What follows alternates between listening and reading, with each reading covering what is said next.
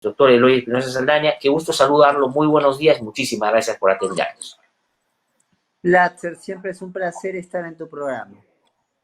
Quisiera yo comenzar, para beneficio de quienes nos están siguiendo a esta hora, doctor Eloy Espinosa Saldaña, que nos pueda brevemente resumir qué cosa es lo que el Tribunal Constitucional ha decidido el día de ayer, que concretamente, en los términos más coloquiales que sea posible, era el estado de la cuestión, el tema a discutirse y cómo se ha resuelto y qué consecuencia práctica y lógica tiene esa sentencia de aplicación inmediata, por supuesto, después de publicarse, obviamente. Con todo gusto, voy a tratar de ser lo más explícito y sencillo posible. A ver, en el Perú, hasta el año 2012, lo que se tenía regulado era la prescripción. La prescripción es la sanción cuando yo no hago algo. Por ejemplo, tú puedes presentar una demanda de amparo, pero no la puedes presentar de por vida. Tienes un plazo y si no cumples con ese plazo, la sanción es que no la puedes presentar. Entonces, lo que se tenía era un plazo para lo que se conoce como determinación de las deudas, a saber cuánto tienes que pagar de deuda tributaria. Entonces, en el 2012, el decreto legislativo 1113 añade un inciso, o sea, un añadido al artículo 44 y dice, ya no solo va a haber plazo para ver cómo determina tu pago, sino un plazo para poderte cobrar. Lo cual es importante porque si no muchas veces habían deudas que parecían corretearnos toda la vida y nunca terminaba. ¿Qué pasó? El Tribunal Fiscal, que es una instancia administrativa muy respetable, por cierto, y que ha hecho algunas cosas muy interesantes, yo creo que comete un error garrafal cuando en un pronunciamiento de carácter de precedente, o sea, lo más obligatorio para ellos, dice que en realidad no hay dos plazos, sino solo uno. O sea, no hay un plazo de 4 años para que te determinen la deuda, terminando eso, hay un plazo para cobrarse. Lo cual no tiene, dice, no, solo hay un solo plazo, es 4 años. Eso no tiene sentido, que corre paralelo, no tiene sentido. Latzer, tú no puedes pagar una deuda si no sabes cuánto tienes que pagar. O sea, primero claro, siempre tiene que haber una determinación de una deuda para después poder cobrar. Entonces, frente a este escenario, el gobierno pide a través de la ley autoritativa 3823, y la ley autoritativa es clara, pues el Congreso no son políticos y no especialistas, entonces el tribunal siempre ha sido amplio en comprender los pedidos. Y si uno ve el inciso H y el inciso J del artículo 2 de la ley autoritativa, le está permitiendo el Congreso entrar al gobierno a regular materia tributaria. Entonces, y en esa lógica, entonces saca el gobierno un nuevo decreto, el 1421, donde lo que hace es volver las cosas al estado de la norma del 2012.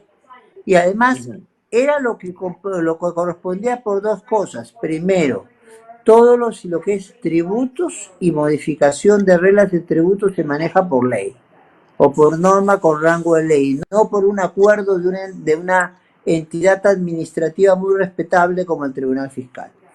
Y segundo, esto es importante porque el mismo Código Tributario permite que por ley, en el artículo 154 del Código Tributario, por ley yo pueda entonces dejar de lado un precedente del Tribunal Fiscal. Entonces, se ha vuelto a la situación anterior. Acá no hay aplicación retroactiva de la norma, como algunos querían decir, porque hubo un supuesto, ese supuesto, una entidad sin competencia quiso dejarlo de lado y se vuelve a poner el mismo supuesto. O sea, no puede, si hubiésemos recortado el plazo de la determinación, o ahí uno podía decir que estábamos haciendo una aplicación retroactiva de la norma. Cuando hablamos con nuestros amigos de aplicación retroactiva, es aplicar una norma para hechos pasados, y entonces acá no. Acá hay un solo criterio que ha reforzado, entonces hay una autorización acción clara del Congreso para poder permitir esto. No hay una violación de la seguridad jurídica porque la pauta siempre fue la misma, 4 años, desde el 2012, 4 años para que te determinen cuánto te cobren y 4 años para que te cobren. Entonces, y lo más importante, se impone la razonabilidad, porque ¿cómo vas a tú poder exigir una prescripción del pago de una deuda si todavía no se te ha determinado cuánto debes? ¿Cuál es? Claro, Entonces, claro. Es, digamos, es que bastante no cargado de... es completamente ilógico pedir, decir, ¿sabe qué cosa, señor? Ya no me cobre porque yo tengo una deuda, pero bueno, ¿cuánto es la deuda que tengo? Pues no sé, no puede ser. Sí, entonces, No puede. la carreta y los caballos tienen su sitio. Entonces, Ajá. primero hay que tener un plazo para determinar el cobro de la deuda y después hay que cobrar. Entonces, Ujú. ¿qué elementos tiene las... Y esto no era moco de pago la diferencia. Tú has hablado de 9.000 millones, con los intereses son 11.000. Sí, 11 pues. mil millones de soles. Entonces, ¿qué?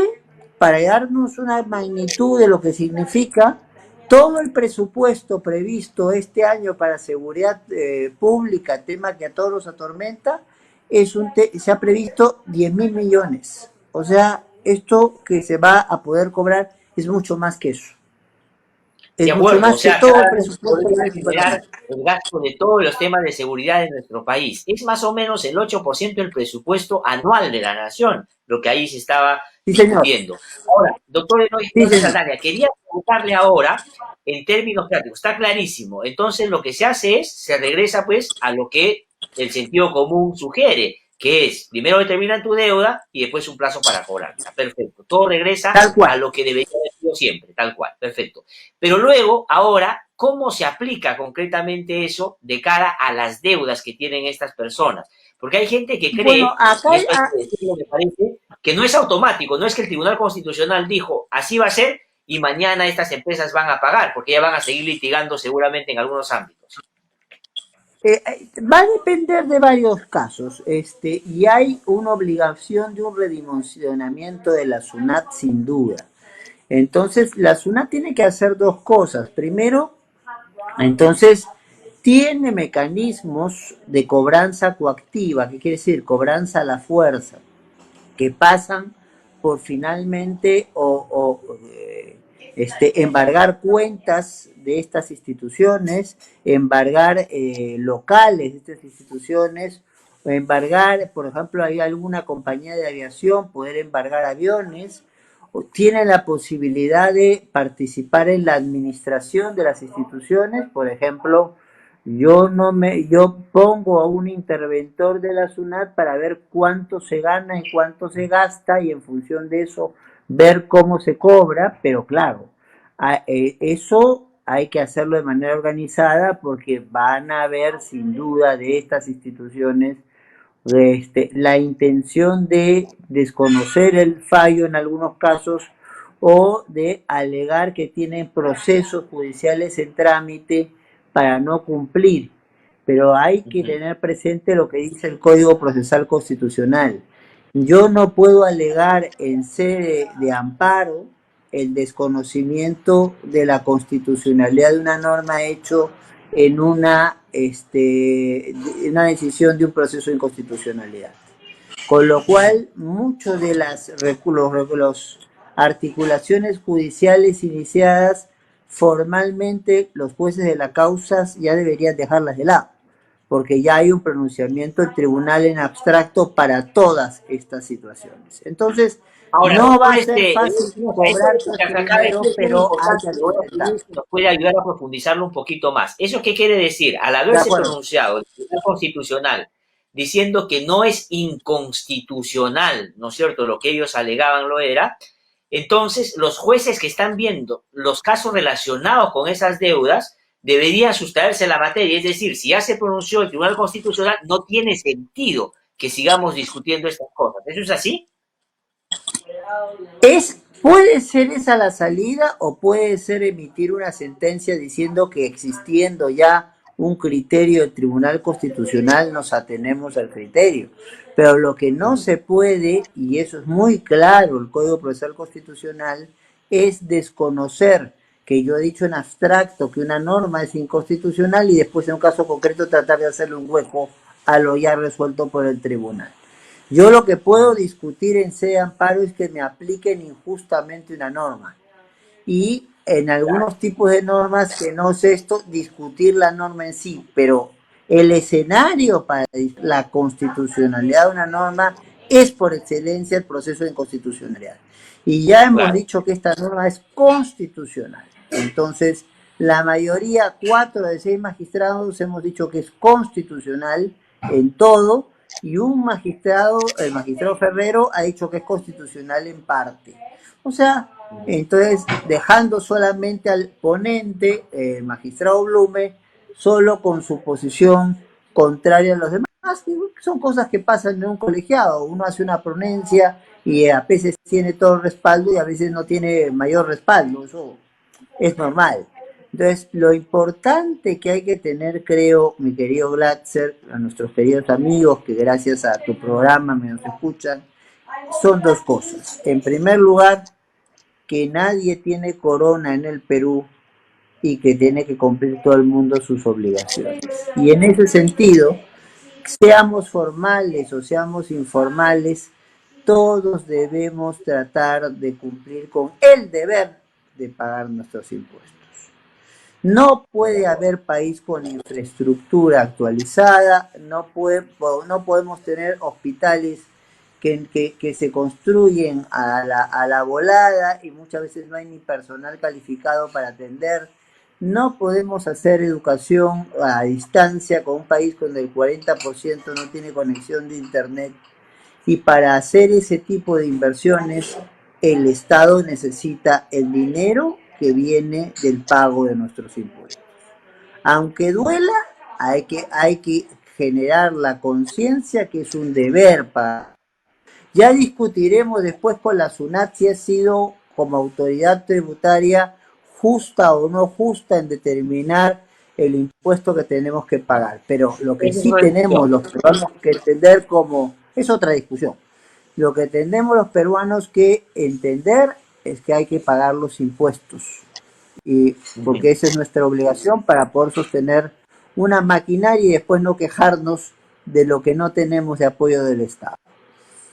De acuerdo. Doctor Eloy Espinosa Saldaña, lo saco un ratito de este caso concreto que creo yo ha sido histórico en términos de su determinación, porque no solo es un asunto de justicia, sino un asunto de igualdad, de no discriminación, porque qué tal raza, Así nosotros es. sí, tú pagas tus impuestos, terminas en Incopor al mes siguiente, ya no tienes ninguna posibilidad de avanzar en nada. Sin embargo, aquí Y se ha hecho eres un muerto para cualquier inversión, pero por eso mismo, aquí la idea es que de rey a paje, como dirían las señoras antiguas de Lima, todo el mundo te entienda que tiene el deber de pagar sus impuestos y que no puede escabullirse a ese deber. Entonces, entonces acá no nadie tiene corona y todos tenemos que con nuestras obligaciones. sí. Ahora, quería preguntarle, doctor Eloy Espinosa Saldaña, aprovechando su gentil presencia en el programa, por otros casos. O sea, los jueces, y ustedes son jueces constitucionales, y a cualquier otro administrador de justicia se les conoce por sus fallos, por sus sentencias. Y esto ya se ha determinado. Por ejemplo, no se dio la medida cautelar para parar el proceso de vacancia que le habían iniciado al presidente Vizcarra, que después se cayó por la falta de votos para cumplir esa finalidad que tenían algunos. Pero lo que sí llamó mucho la atención fue el criterio que determinó el no aceptar la cautelar, que es un criterio más político que doctrinario, jurídico, o si quiere uno, inclusive jurisprudencial, ¿no? Que es como ya los representantes de los partidos se habían pronunciado en torno a que ya no querían la vacancia, el tribunal estimó que ya no había un riesgo inminente y por lo tanto no era necesaria la medida cautelar. Ese criterio se inscribe en el marco de qué lineamientos que el Tribunal Constitucional revisa para tomar decisiones de esa naturaleza. A ver, ¿cómo te contesto? Porque aquí hemos acordado los colegas del tribunal tener un solo vocero que es la ponente, la magistrada Ledesma. Te contesto en términos abstractos para que se entienda. Una medida cautelar tiene que, para poder darse, tiene que haber una apariencia de perjuicio al derecho o a la competencia que está en juego, más o menos acreditado, y un peligro en la demora en resolver. Entonces, el rumor o el chisme constitucional no es fuente de derecho. Entonces, ahí lo que yo tengo que saber, oye, ¿hay una amenaza o no que a la persona le quiten sus competencias? Dos, ¿esa amenaza es una amenaza de aquí a 20 años o a que pasen cosas que sabemos que van a pasar? ¿O es algo tangible porque se está planteando para el día siguiente? Ese es el criterio de una evaluación que se tiene que hacer para dar una medida cautelar. No la sospecha de porque alguien declaró, yo creo que con esto no hay ese riesgo. Yo no comparto ese criterio. Y es más, es conocido que tanto el magistrado Ramos como yo votamos en contra de ese criterio. Entonces, y que ya en estos días, el día 28, van a salir nuestros votos y ahí voy a explicar con gran detalle por qué me parece que ha sido un tremendo error esto que nos pudo haber llevado a un problema muy grave. ¿Qué pasaba si Vizcarra, que objetaba el proceso que se le estaba siguiendo de vacancia, entonces hubiese sido vacado? Pudo no haber aceptado el procedimiento de vacancia y teníamos el riesgo de tener hasta 2 presidentes. El tribunal tiene que cumplir una función pacificadora, ordenadora, no, de evitar los conflictos o por lo menos de tratar de crear condiciones para que cuando estos se presentan, poniendo paños fríos, se resuelvan con la cabeza pensando y no con la cabeza caliente. Ese es nuestro papel. Nuestro papel en la sociedad, entonces, no solamente es resolver conflictos como el que acabamos de resolver, sino evitar que se generen más conflictos y que cuando se generen los conflictos, poder crear las condiciones mediando, orientando, pacificando para obtener la mejor respuesta.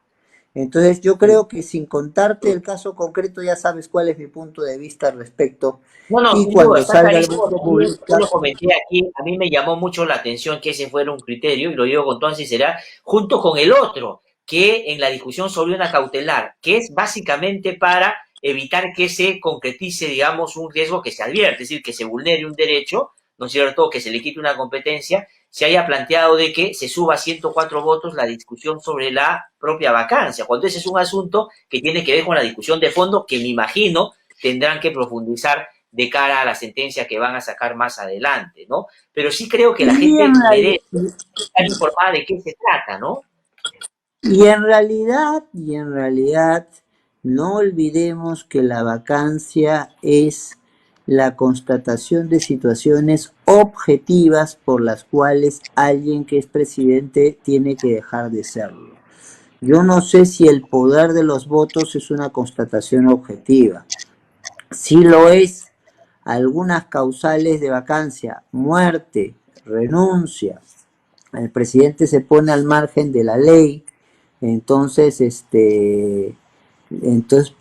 porque entonces rompe con el parámetro del funcionamiento de las instituciones y copa el poder. Entonces, esas son, o se va del país sin autorización y sin saber entonces si va a volver en algún momento. Entonces, esos son datos objetivos que nos permiten determinar que alguien no está en condiciones de poder seguir siendo presidente. Entonces, es una evaluación objetiva, el juntar una cantidad calificada de votos, lo dejo como una pregunta. Y seguramente eso va a ser parte de la discusión en la sentencia que finalmente emitamos al respecto de este caso. No, sería, desde mi modesto punto de vista, un error discutir si el tribunal solo tiene que regular los votos, lo que tiene que determinar objetivamente qué es la incapacidad moral o sacarla ¿no? Porque, digamos, no tiene mayor sentido, sobre todo con las características del sistema que tenemos. Termino preguntándole, Hay doctor Eloy, pues, sobre este tema, sí. No, pero quería una cosa muy puntual. Cuando estuvimos convocados por Valentín Paniagua en la Comisión de Bases, nosotros eliminamos la referencia de incapacidad moral y lo que planteamos es que hubiese una lista de ciertos comportamientos que se consideraran indignos del cargo. Siempre hay una susceptibilidad, pero eso es por lo menos más objetivo, que hicieran imposible sostener a alguien en la presidencia aun cuando no hubiera cometido delitos, porque para los delitos a ser juzgados en el ejercicio de la gestión está el artículo 117 de la Constitución.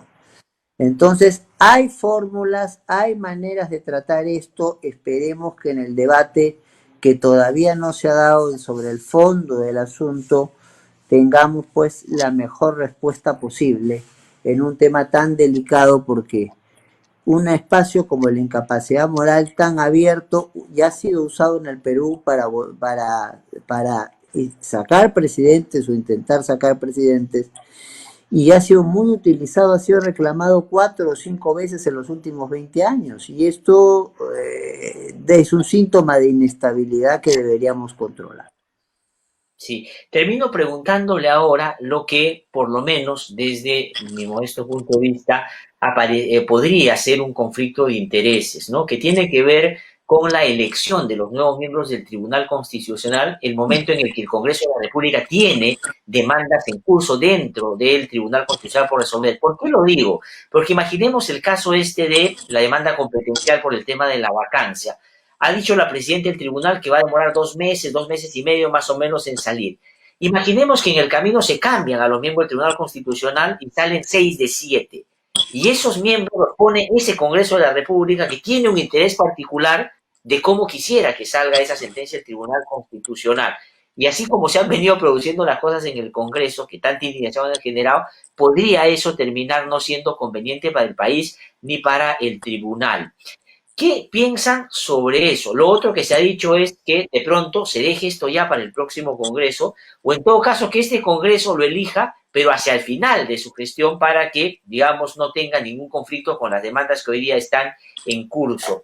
¿Qué habría que decir sobre eso? Porque ahora están discutiendo reglamentos y todo, y la verdad no en el marco de transparencia que uno debería reclamar para una elección tan importante. Bueno, en realidad ayer hemos visto en el canal del Congreso que se ha aprobado un anteproyecto que ellos mismos consideran muy preliminar, y se está poniendo 5 días, que son pocos en realidad, para poder hacer observaciones y ellos incorporarlas, y ahí mandar el tema al pleno. Yo creo que no por mucho madrugar se amanece más temprano. Yo creo que experiencias como la que pasó con el jurado, la Junta Nacional de Justicia, no deben repetirse. O sea, muy rápido, no darnos cuenta de los detalles, 300 personas concursando, clasificando uno, y el que clasificó no podía asumir el cargo, y tuvimos que comenzar de nuevo para poder finalmente tener una junta. A mí me hubiese gustado que hubiera una conversación previa con instituciones acostumbradas a elegir altos funcionarios, mismo la misma Junta Nacional de Justicia, que son experiencias comparadas como de instituciones civiles de ustedes o de instituciones estatales como el Defensor del Pueblo. Creo que a mí no me corre, no, para mí es un honor ser magistrado del Tribunal Constitucional, pero sé que esto tiene un plazo, corresponde, entonces es competencia del Congreso elegir reemplazantes. Siempre nos va a preocupar es que quienes nos reemplacen tengan la mayor idoneidad, que citando el examen de conocimientos. O sea, tú puedes tener un gran currículum, pero hace 40 años no estudias, y entras al tribunal. En algunos países ha pasado eso con un fatal resultado.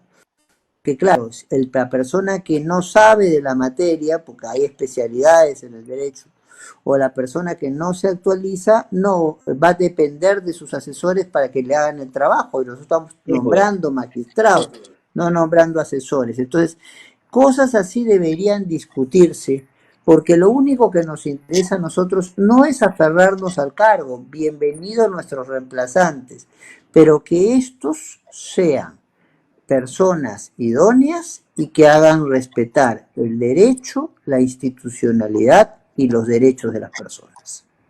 De acuerdo. Doctor Eloy Espinosa Saldaña, le agradezco muchísimo por, como siempre, haber participado en el programa. Saludamos desde acá el trabajo que hace el Tribunal Constitucional. Creemos que ha sido una sentencia muy importante en la del día de ayer y, por supuesto, vamos a ver cómo se mueven los hilos en la elección de quienes en algún momento los van a tener que reemplazar. Muchísimas gracias, muy amable. Ha sido el Muchas doctor Eloy. gracias y un placer estar con ustedes.